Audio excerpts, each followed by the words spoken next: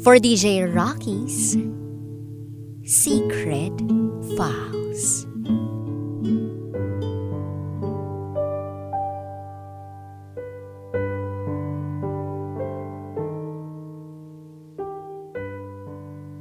Hindi pwedeng magkarelasyon tayo.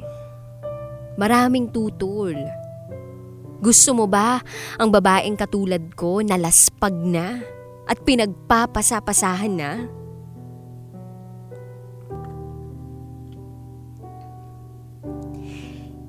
Hindi po ito katang-isip lang. Totoo itong pangyayari sa buhay ko. At sana mapakinggan ninyo. Itago niyo ako sa pangalang Angeline. Angge ang palayo ko. Isa akong escort. Kumbaga, bayarang babae. Pero hindi ako sumasayaw sa bar. Kinokontak lang ako ng promoter ko kapag may gustong kumama sa akin. Madami na akong naging kliyente na mayayaman, matatanda, negosyante, ordinaryong tao, at minsan pa nga, naglilingkod sa simbahan. One time, kinontak ako ni Maymay, kaibigan ko na escort din, na meron daw nagre-request sa akin na isang producer. Hindi ko na lang sasabihin kung anong stasyon sa telebisyon. Tinanong ko kung magkano ang offer. Sabi ba naman sa akin, 100,000 pesos. Nagulantang ako kasi bakit ang laki? Isang gabi lang naman. Nung malaman ko yun, agad kong pinuntahan si Maymay. Yun pala, si Mr. Producer, bigatin. Literal na bigatin. Malaking tao. Kaya naman pala malaki ang offer kasi pang 50 Shades of Grey ang gusto niyang play. Ayun, tinali niya ako. Sinampal-sampal, sinipa-sipa, hinampas ng belt niya. Ang hirap nun. Pero, bawing-bawi naman sa alam niyo na. Kinaumagahan, may cheque ako sa table. Tapos, nag-thank you siya sa akin at umalis. Hinintay niya akong magising. Pagkatapos ng pangyayaring yun, hindi niya na ako tinigilang tawagan sa phone. Hanggang sa kumuha siya ng kondo para sa akin. Tiba-tiba rin ako sa kanya noon. Kaso, nalaman ng asawa niya. Isa ring producer ang asawa niya. Tapos, nakatanggap ako ng mga death threats. Hanggang sa natakot na ako nung isang gabi, may 2 lalaki na huminto sa tapat ng kondo at nakatakip ang muka. Kaya nagpasya na akong umalis na muna. Pero bago ako kumuha ng tiket papuntang Cebu, nagkita muna kami ni Maymay sa bar na pinag-hangoutan namin palagi. Habang nag-uusap kami, may nakita akong isang lalaki. Mag-iisa lang siya. Mukhang nasa 25 years old to 28 years old. Ang daming beer na nasa table niya. Kaya nung pagkatapos naming mag-usap ni Maymay, dumaan ako sa harap ng lalaking yun. Mukhang yummy kasi. Yung tipong hindi mataba, hindi payat, hindi sobrang macho. Sakto lang yung pangangatawan. Pagkarating ko sa kanya, tinanong ko agad siya kung gusto niya. Pero hindi siya umimik. Nakayuko lang siya. Tapos, umupo ako sa harap niya. Tinanong ko siya kung anong pangalan niya. Ang sabi niya, Troy. At inalok ko uli siya. Mukhang wala siyang pake. Kaya tumayo na lang ako. At aalis na sana. Kaso, bigla siyang nagsalita ng, "Can we talk? I just need someone to talk with." Haba, inisnab lang ako. Ganun-ganun lang. Usap. Aalis na sana ako kaso may pahabol pa siyang please. Kaya naawa na ako. So, nag-usap kami. Eto pa lang si lalaki, depressed. Kasi iniwan siya ng girlfriend niya. Tumagal yung relationship nila for 6 years. Medyo mahaba din yung pinag-usapan namin. At seryoso yung pag-uusap namin. Hanggang sa magsasara na yung bar, umalis na rin ako. Iniwan ko na siya sa table niya ng mag-isa. Kinabukasan flight ko na papuntang Cebu. Ayun, success! Nakarating ako ng Cebu, safe, kay Mrs. Producer. Habang nasa taxi pa lang ako, tumawag sa akin si Maymay. Sabi, may naghahanap daw sa akin. Troy ang pangalan. Sabi ko kay Maymay, pabayaan na yan. Hindi ko kilala yan.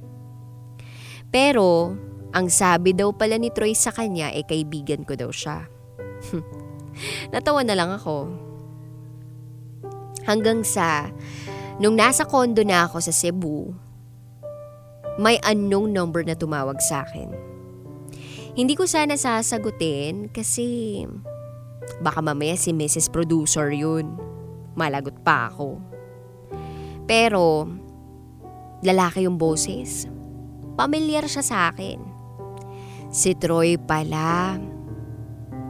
Paano mo nalaman ang number ko? Tanong ko sa kanya. Hiningi ko kay Maymay. Sagot niya sa akin. Tinanong ko siya kung magkakilala ba sila ni Maymay. Ang sabi niya, hindi naman daw. Sabi pa sa akin ni Troy, cool mo kasing kausap, para bang gusto kitang makausap palagi. Pagkatapos niyang sabihin yun, binaba ko na yung phone ko kasi baka nantitrip lang. Hanggang sa hindi niya ako nilubayan ng mga text messages. Tapos, bored ako. So, nakisabay na rin ako sa kanya. Nagte-text na kami sa isa't isa. Tapos, nagtawagan na. Then isang araw, sinabi niya sa akin na nag-volunteer daw siya sa company na pinagtatrabahuhan niya. At sa Cebu siya maa-assign. Para daw magkita kami uli. Ay, hindi ko na pahahabain pa to. Sinundo ko siya sa airport at pinatuloy ko siya sa kondo ko. Hindi ko akalain sa loob ng 1 linggo na magkasama kaming dalawa, walang nangyari sa amin. Kahit halikan. Wala. Ilang beses ko na siyang sineduce, pero ayaw pa rin. Tapos isang beses nagsuot ako ng sobrang sexy na red 90s. Pinapunta ko siya sa kwarto kasi sa sofa lang siya natutulog. Ayaw niyang tumabi sa akin. Hinubad ko sa harapan niya yung damit ko. Di kitang-kita na niya yung buong katawan ko. At natuwa ako kasi nilapitan niya ako at lumuhod siya. Hindi ko ma-explain yung excitement na nararamdaman ko. Lalong-lalo na wala pa siyang damit pang itaas. Naka-sweatshorts lang siya. So, nung lumuhod na siya, akala ko meron ng mangyayari. Yun pala, dinampot niya lang yung damit ko at isinuot sa akin. Sabay halik sa noo. Nabigla ako sa ginawa niya kaya tinanong ko siya. Bakit? Sabi niya, babae ka, hindi ka laruan. Kailangan kang respetuhin at nire-respeto kita. Nabigla ako sa sinabi niya kasi hindi ko akalaing may lalaki pang re-respeto sa akin. Kaya kinaumagahan, pinaghanda ko siya ng makakain niya. Bigla niyang sinabi sa akin na uuwi daw siya sa probinsya nila sa Tarlac. Isasama niya raw ako para makapasyal din ako. Tinanggihan ko siya nung una pero mapilit siya. At parang hindi ko na siya matiis kaya sumama na rin ako. Nung nasa Tarlac na kami, hindi ko akalaing ihaharap niya ako sa pamilya niya bilang girlfriend. Kaya nabigla ako. Kinagabihan noon, naginuman sila ng mga kaibigan at kapatid niya sa labas ng bahay nila. Sumabay na rin ako, malakas akong uminom at manigarilyo. Tapos nanghingi ako kay Troy ng, alam mo na, sigarilyo. Pumayag naman siya. Ang hindi ko alam, naiinis pala ang nanay at mga kapatid na babae ni Troy sa akin. Kinaumagahan noon, isinama ako ng mama ni Troy sa palengke para mag-grocery. Saktong may nangangampanya nun. Hindi ko na malayan. Isa pala sa mga naging kliyente ko dati ay ang mayor na yun. Mukhang nakalimutan niya na rin ako. Pero biglang nagsalita yung kasama ng mayor na, "Yor, diba ito yung nakasama mo dati sa Quezon?" Nagtaka yung mama ni Troy. Bigla siyang sumabat, nagtanong siya, "Madam, anak niyo po?" Tanong ni Mayor. "Ay hindi. Nako, girlfriend po ito ng anak ko." Bigla na namang sumabat yung kasama ni Mayor. "So, nagbagong buhay ka na pala. Dito ka na sa probinsya." Tumawa lang ako at agad kong hinila si mama kasi madaming tao na gusto makipag-shake hands sa Mayor. Nagtanong yung mama ni Troy. Sabi ko baka napagkamalan lang po ako. Ilang araw ang nakalipas, biglang narinig ko yung mama ni Troy na galit na galit. Hinahanap ako at bubuhusan raw ako ng kumukulong tubig. Pinuntahan ako sa kwarto at sinabunutan palabas ng bahay nila. Yun pala, nalaman na niya ang totoo kong pagkatao. "Kapal ng mukha mong babae ka? Makati ka pa sa higad? Prosti ka tapos magiging girlfriend ka ng anak ko? Lumayas ka dito!" Hindi na ako nakapagsalita pa kasi marami ng mga taong nakatingin sa amin. Dinampot ko yung bag ko at mga damit ko at saka umalis. Kinagabihan tinawagan ako ni Troy. Gusto niyang makipagkita sa akin. Gusto daw niya ako. Umiiyak siya nung tinawagan niya ako. Hindi ko ma-explain kung ano yung nararamdaman ko nun. Pero sobrang sakit. Tinapos ko yung pagkakaibigan namin ni Troy. At ang sabi ko ay, "Troy, tama na. Mahal mo ko. Mahal kita. Mahal natin yung isa't isa pero malito eh. Hindi pwedeng magkarelasyon tayo. Maraming tutol sa atin. At saka, gusto mo ba na basta-basta ka nalang babagsak sa isang babaeng katulad ko na laspag na at pinagpapasapasahan na?"